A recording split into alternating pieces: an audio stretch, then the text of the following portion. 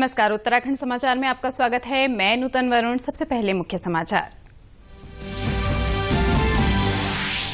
प्रधानमंत्री ने video conference के माध्यम से मध्य प्रदेश के किसानों को किया संबोधित। 6 वर्षों में किसानों के कल्याण के लिए किए गए प्रयासों की दी जानकारी।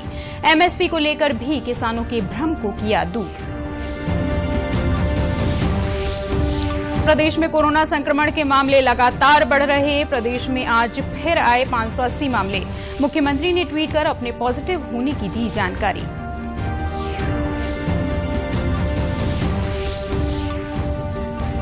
भारत पाकिस्तान युद्ध विजय दिवस की 50वीं वर्षगांठ पर देहरादून पहुंची विजय मशाल। क्लेमेंटाउन छावनी में पुष्प वर्षा के साथ भारतीय सेना के अधिकारियों ने किया स्वागत।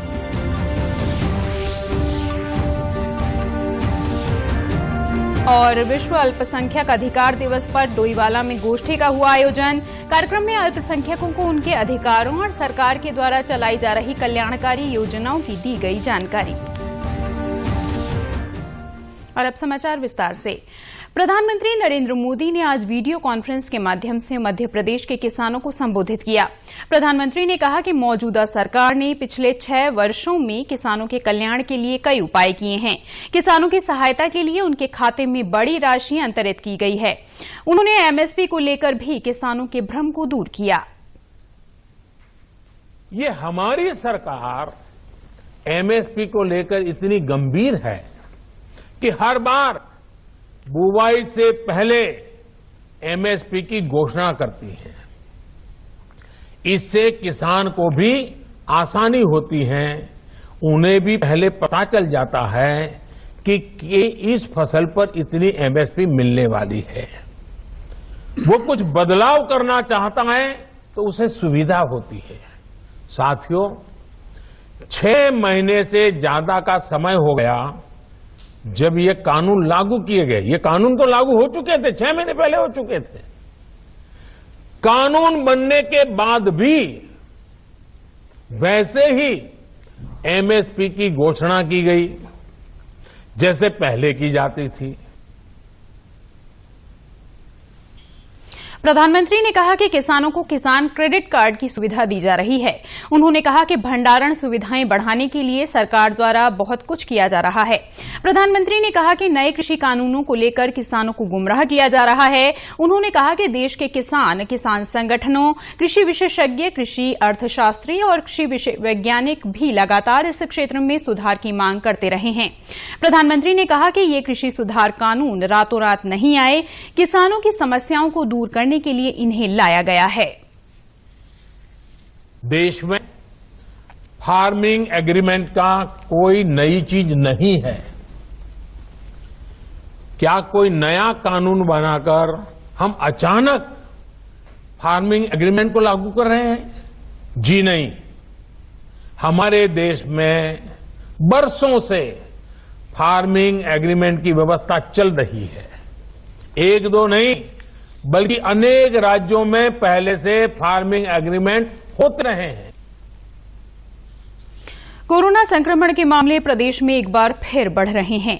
आज कोरोना संक्रमण के 580 नए मामले सामने आए। वहीं अब एक्टिव केसेस की संख्या 6067 हो गई है, जबकि अब तक 1399 लोगों की कोरोना के कारण मृत्यु हुई है। मुख्यमंत्री त्रिवेंद्र सिंह रावत ने आज दोपहर में एक ट्वीट के माध्यम से जानकारी दी कि उन्होंने अपना कोरोना टेस्ट कराया था, जिसकी रिपोर्ट पॉजिटिव आई है। उन्होंने संपर्क में आए लोगों से अनुरोध किया कि वे अपने स्वास्थ्य की जांच कराएं और आइसोलेशन में रहें। वहीं पौड़ी जिले के पोखड़ा ब्लॉक के सिलेत गांव में कोरोना संक्रमित लोगों की संख्या 92 हो गई है। स्वास्थ्य विभाग और स्थानीय प्रशासन ग्रामीणों के स्वास्थ्य पर नजर रखे हुए है। चौबट्टाखाल के उप जिलाधिकारी संदीप कुमार ने बताया कि प्रशासन को खबर मिलने के बाद सबसे पहले गांव की सीमाओं को सील किया गया है। प्रशासन द्वारा ग्रामीणों के स्वास्थ्य की जांच की जा रही है। सुरक्षा की दृष्टिकोण से स्थानीय बाजार, सीडिया खाल, पोखड़ा, गवाणी, चौबट्टा खाल और नौगांव खाल को 3 दिन के लिए बंद किया गया है। लगातार गांव वालों की जांच की जा रही है। उसके बाद 14 तारीख में फिर हमने पूरे गांव की सैंपलिंग कराई, जिसमें लगभग 276 सैंपलिंग हुई है। उनमें से लगभग 92 अभी कोरोना पॉजिटिव हैं, लेकिन स्थिति सामान्य है सभी की। 2 की स्थिति थोड़ी सी नाजुक थी, उनको हमने हायर सेंटर कोटद्वार में रेफर कर दिया। वहीं पोखड़ा की प्रभारी चिकित्सा अधिकारी डॉक्टर आरती बहल ने बताया कि स्वास्थ्य विभाग की 2 टीमें क्षेत्र में तैनात की गई हैं, जो प्रत्येक घर में जाकर सर्वे कर रही हैं। साथ ही दवाइयां और पल्स मीटर भी दिए गए हैं। हमारी 2 मेडिकल टीम्स, एक मेडिकल टीम जो राउंड द क्लॉक वहां पर रह रही है, जिसमें एक फार्मासिस्ट, 2 वार्ड बॉय, एक ड्राइवर और एक एम्बुलेंस हमारी है, जो कि वहां रह रही है 24/7 आवर्स। और दूसरी मेडिकल टीम जो अंदर जाके कंटेनमेंट एरिया में अंदर जाके घर घर जाके सर्वे कर रही है। उनको उन्होंने मेडिसिन डिस्ट्रीब्यूट करी, मतलब दवाइयां बांटी सबको, जो भी हमारी नेसेसरी मेडिकेशंस है, जिसमें हमारी इवरमेक्टिन टैबलेट हो गई, एजिथ्रोमाइसिन होगी, पैरासिटामोल, जिंक हो गया, विटामिन सी हो गया और विटामिन D3 सेशे हो गया, थर्मामीटर, बायोहैजार्ड बैग, जो भी गवर्नमेंट ऑफ इंडिया की गाइडलाइंस है। वहीं टिहरी जिले में कोरोना संक्रमण की रोकथाम और बचाव कार्यों के लिए गठित जिला मॉनिटरिंग कमेटी की आज कलेक्ट्रेट सभागार में बैठक हुई। इसमें जिला विधिक सेवा प्राधिकरण सचिव अशोक कुमार ने जिला स्तर के अधिकारियों से कोरोना संक्रमण के मामलों की जानकारी ली। उन्होंने बताया कि उच्च न्यायालय के निर्देश पर हर जिले में जिला मॉनिटरिंग कमेटी का गठन किया गया है। उन्होंने कहा कि सरकार द्वारा जारी गाइडलाइन का 100% पालन सुनिश्चित कराना जरूरी है। Direction of Honorable High Court of Uttarakhand, Nainital, the District Monitoring Committee members ने आज मीटिंग ली है और उसमें जो हमारे जिले का कोविड कंट्रोल सिस्टम है, हेल्थ विभाग का है, आयुष विभाग का है, यूनानी और आयुर्वेदिक विभाग है, और उनकी हमने वीकली अपडेट रिपोर्ट ली है और आगे के लिए उनको अनुरोध किया है कि वे अच्छा काम करेंगे। हमारे जिले की स्थिति अच्छी है, यहाँ पर अच्छा काम हो रहा है। सभी विभाग जितने स्टेक होल्डर्स हैं कोविड-19 के, वे अपने अपने दायित्वों को निभा रहे हैं और जितनी नगर पालिकाएं, नगर पंचायत हैं, पुलिस प्रशासन है। कोविड पॉजिटिव रिपोर्ट आने से पहले मुख्यमंत्री त्रिवेंद्र सिंह रावत ने आज मंडलायुक्तों और जिलाधिकारियों के साथ वीडियो कॉन्फ्रेंसिंग से कोविड-19 से बचाव संबंधी व्यवस्थाओं की समीक्षा की। उन्होंने सभी जिलाधिकारियों से कोविड वैक्सीनेशन की सभी आवश्यक तैयारियों को समय पर सुनिश्चित करने के निर्देश दिए। उन्होंने इसके लिए प्राथमिकताएं तय करते हुए वैक्सीनेशन सेंटरों के चिन्हीकरण और आवश्यक उपकरणों के साथ ही मैन पावर की उपलब्धता का पूरा प्लान समय पर तैयार करने पर जोर दिया। इसके साथ ही उन्होंने अस्पतालों एवं उसके आसपास के क्षेत्रों में वैक्सीनेशन सेंटर स्थापित करने के भी निर्देश दिए।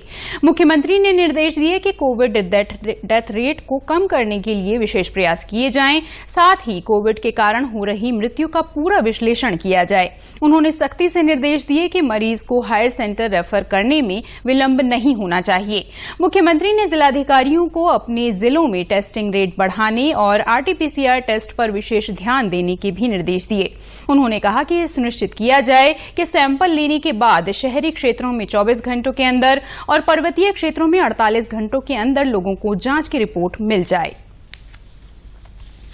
इस वर्ष देश की सबसे बड़ी सैन्य विजय की 50वीं वर्षगांठ मनाई जा रही है। 1971 के भारत पाकिस्तान युद्ध में देश के सैनिकों ने वीरता और बलिदान की अनूठी मिसाल कायम की। लगभग 14 दिनों के इस युद्ध में पाकिस्तान के 93,000 सैनिकों ने भारत के आगे आत्मसमर्पण किया। भारतीय सेना इस वर्ष चलने वाली स्मरणोत्सव विजय मशाल का प्रदर्शन कर रही है। आज ये विजय मशाल देहरादून पहुंची, जिसका major general Rahul R. Singh ने क्लेमेंट टाउन छावनी में स्वागत किया। और क्योंकि ये दोनों फ्रंट पर थी, इससे इतिहास, मिलिट्री हिस्ट्री के पर्सपेक्टिव से बहुत एक लेसन्स ड्रॉ किए गए थे उस समय पर। और मैं ये बात शेयर करना चाहूँगा कि जिस टाइम मेरा कमीशन हुआ था, जिस टाइम UC 14 रैपिड हमारा जो कमीशन हुआ था, जो कि 80 का दशक था, उस दशक में जब हमने अपनी यूनिटों में रिपोर्ट किया तो हर एक ऑफिसर, हर एक JCO और तकरीबन हर एक सीनियर NCO ने 71 की लड़ाई देखी थी। भारतीय सैनिकों की वीरता को रंजीत सिंह ऑडिटोरियम में भी प्रदर्शित किया गया। इस अवसर पर युद्ध से जुड़े जवानों, दिग्गजों और वीर नारियों को भी सम्मानित किया गया। ये तो हर एक नेशन, हर एक देश अपने अच्छे कामों के लिए, खास करके जब ऐसी हालत हो तो उसको जाहिर तो करना चाहिए। हमारी हिस्ट्री नहीं कैसे मालूम होगी क्या हुआ क्या नहीं हुआ। अभी तक तो सिर्फ अंग्रेजों की नैरेटिव चल रही थी, अब टाइम आ गया है कि हमारी अपनी नैरेटिव जो है वो होनी चाहिए। मैं हमेशा अटेंड करती हूँ, ये इसलिए अच्छा लगता है कि हम कम से कम आदमी नहीं, कम से कम हमारी इज्जत तो करते हैं, बस ये बहुत अच्छा लगता है। इससे पहले दिल्ली में प्रधानमंत्री नरेंद्र मोदी ने राष्ट्रीय युद्ध स्मारक पर शहीदों को श्रद्धांजलि देकर स्वर्णिम विजय वर्ष का उद्घाटन किया था, जिसके बाद देश के हर गांव, हर शहर और कस्बे के लोगों को विजय गाथा से परिचित कराने के लिए विजय मशाल की शुरुआत की गई। इस विजय मशाल का अगला पड़ाव अंबाला है। नैनीताल जिले के पटवा डांगर के राजकीय इंटर कॉलेज में आज देवी धुरा कून पंपिंग पेयजल योजना का कैबिनेट मंत्री यशपाल आर्य और नैनीताल विधायक संजीव आर्य ने संयुक्त रूप से शिलान्यास किया, जिसकी लागत करीब 1,90,00,000 रुपए है। इस अवसर पर कैबिनेट मंत्री यशपाल आर्य ने कहा कि सरकार की योजना हर घर में नल और हर नल में जल पहुंचाने की है। उन्होंने कहा कि दुर्गम क्षेत्रों में पानी का सबसे अधिक महत्व है। कई स्थानों पर अब भी शुद्ध पेयजल की आपूर्ति के लिए महिलाओं को संघर्ष करना पड़ रहा है। ऐसे में देवी धुरा कून पंपिंग पेयजल योजना से क्षेत्र के प्रत्येक घर में पर्याप्त पेयजल की उपलब्धता होगी। उन्होंने अधिशासी अभियंता पेयजल निगम को निर्धारित 1 वर्ष की समय सीमा में योजना को पूरा करने के निर्देश दिए। इस क्षेत्र के आसपास के जो हमारे तोक है, देवी धुरा से जो जुड़े हुए जो तोक हैं, वहाँ पर पानी की बहुत बड़ी किल्लत है, समस्या बनी हुई है और विगत वर्षों से यहाँ की महान जनता लगातार मांग करती रही कि गिफ्ट स्कीम का यहाँ पर निर्माण हो। आज हमें बेहद खुशी है कि 189 करोड़ की लागत से इस पंपिंग पेयजल योजना का शिलान्यास हमने किया, इसका निर्माण होने जा रहा है। वहीं क्षेत्रीय विधायक संजीव आर्य ने कहा कि ग्रामीण क्षेत्रों में पानी भी पलायन का प्रमुख कारण है। उन्होंने बताया कि इस योजना से देवी धुरा, मल्ला जमीरा, बेलुआ खान और कूण की जनता को लाभ मिलेगा। आज विश्व अल्पसंख्यक अधिकार दिवस है। संयुक्त राष्ट्र की घोषणा के बाद 18 दिसंबर 1992 से हर वर्ष ये दिन अल्पसंख्यक अधिकार दिवस के रूप में मनाया जा रहा है। ये दिन अल्पसंख्यकों को आगे लाने और उनके अधिकारों की रक्षा करने के लिए मनाया जाता है। इस अवसर पर राज्य अल्पसंख्यक आयोग के द्वारा आज डोईवाला विधानसभा में एक गोष्ठी का आयोजन किया गया, जिसमें अल्पसंख्यक आयोग के अध्यक्ष डॉक्टर R.K. जैन ने अल्पसंख्यकों को उनके अधिकारों की जानकारी दी। कार्यक्रम में उन्होंने सरकार द्वारा अल्पसंख्यकों के कल्याण के लिए चलाई जा रही योजनाओं की भी जानकारी दी।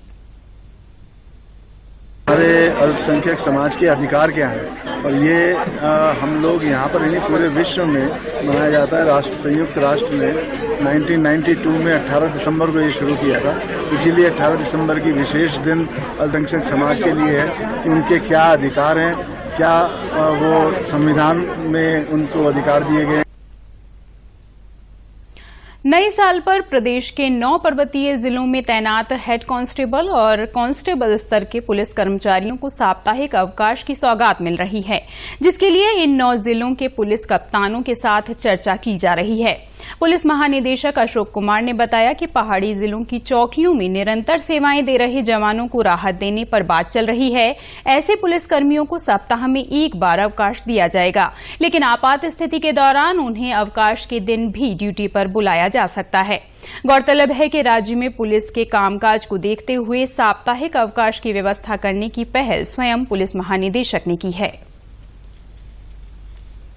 के प्रयोग के तौर पे हम ऊपर के 9 जिलों में इसको लागू करने की सोच रहे हैं और अगर सभी कुछ हमने फीडबैक मांगा है, सब कुछ सही आया तो 1 जनवरी से लागू करेंगे, ठीक है। और उसमें ये होगा कि जो थाना चौकी है वो 7 दिन खुलती है ऑल 365 डेज, तो उसमें कोई ऑफ नहीं होता, हमेशा उनकी ड्यूटी लगती है। तो हम इस तरह की व्यवस्था करेंगे जिसमें उसको ड्यूटी जो लगाई जाती है हमारे ऑफिस स्टाफ द्वारा, 1 दिन की ड्यूटी नहीं लगाई, किंतु इमरजेंसी में उसे फिर भी बुलाया जा सकता। उत्तराखंड की खबरों के लिए आप हमसे सोशल मीडिया के माध्यम से भी जुड़ सकते हैं। हमारा ट्विटर हैंडल है DD News_देहरादून। हमारा फेसबुक पेज है DD News उत्तराखंड और हमारे YouTube channel DD News Uttarakhand को भी आप सब्सक्राइब कर सकते हैं। कोरोना संक्रमण से बचने के लिए मास्क का अनिवार्य रूप से और सही ढंग से प्रयोग करें। साथ ही सामाजिक दूरी का ख्याल रखें, नियमित रूप से हाथ धोएं और याद रखें, कोरोना को हराना है, मास्क जरूर लगाना है। इसी के साथ बुलेटिन समाप्त हुआ। नमस्कार।